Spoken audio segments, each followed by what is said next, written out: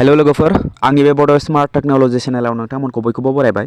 लोगोफोर नोंथांमोना यूट्यूबाव खामानि मावोब्ला नोंथांमोना obviously YT studio application use खालामखायो जेरावखि जोङो एनालिटिक्सआव जोङो गासैबो नोंथांनि भिडियोनि भिउ सब्सक्राइबार वाच टाइम गासैबो जोङो नायजोबनो हायो आरो बायदि बायदि रोखोमनि थंबनेल टैग डिस्क्रिप्शन जोङो लागायनो हायो वाईटी स्टूडियोनि थ्रुयै।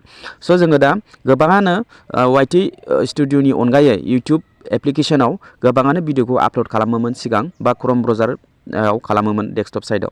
स' जों दा वाईटी स्टूडियोनि गेजेरजोंनो यूट्यूब एप्लीकेशनाव भिडियोखौ आपलोड खालामालासिनो बा क्रोम ब्राउजाराव आपलोड खालामालासिनो वाईटी स्टूडियोनि गेजेरजोंनो जोङो भिडियोखौ आपलोड खालामनो हागोन आरो गासैबो बिनि थ्रुयैनो जोङो थंबनेल टैग डिस्क्रिप्शन गासैखौबो जोङो एडिट खालामनानै बायदि बायदि रोखोमनि जोङो लागायनानै लानो हागोन। स' जोङो दा बे गासिबो रोल आउट जाजोब्बाय। जोङो दा वाईटी स्टूडियोनि गेजेरजों माबोरैहाय भिडियोखौ आपलोड खालामगोन। नोंथांनाव वाईटी स्टूडियो एप्लीकेशन नोंथाङा यूज खालामोब्ला मिथिखागोन। वाईटी स्टूडियो एप्लीकेशन ओपन खालामनाय लोगो लोगो गोजौआव मोनसे प्लासनि आइकन मोनगोन। बे प्लासनि आइकनाव नोंथाङा क्लिक खालामनांगोन।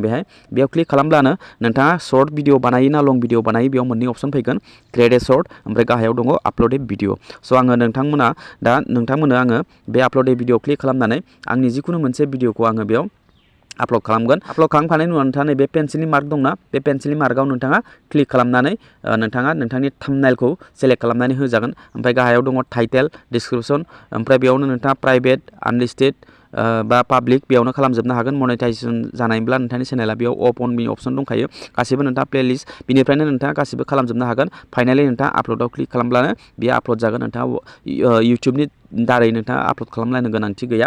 अके लोगोफोर, अब्ला जोङो वाईटी स्टूडियोनि गेजेरावनो बेफोरबायदि अपशनखौ मोननो हाबाय। बेफोरबायदि गोदान अपडेट वाईटी स्टूडियोनि गेजेरजों बा यूट्यूबनि सोमोन्दै मा आपडेट फैदों बिनि सोमोन्दै आं नोंथांमोननो भिडियोखौ आं लाबोबाय थाखायो। गोबावजों खनसेब्लाबो आंनि भिडियोआ एसे इनफरमेटिभ जायो होननानै आं साननानै लायो नोंथांमोननि सिगाङाव आं भिडियो लाबोनायखौ।